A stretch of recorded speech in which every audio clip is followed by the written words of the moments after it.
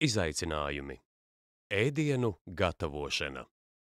Cilvēkiem ar kognitīviem traucējumiem var būt sarežģīti veikt tādus uzdevumus kā ēdiena gatavošana, jo tas prasa sekošanu receptei un secīgu vairāku soļu izpildi.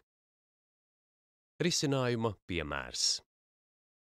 Tiešsaistes pamācības un viedās virtuves ierīces var atvieglot ēdiena gatavošanu. Tās var sniegt norādes ar multivides rīku palīdzību, izmantojot gan verbālas instrukcijas, gan arī vizuālas norādes. Arī palīgtehnoloģijas, piemēram, runājoši svari vai pēc krāsas kodēti trauki, palīdz droši un patstāvīgi gatavot ēdienu un sniedz nepieciešamo atbalstu un norādījumus. Kāds ir jūsu risinājums?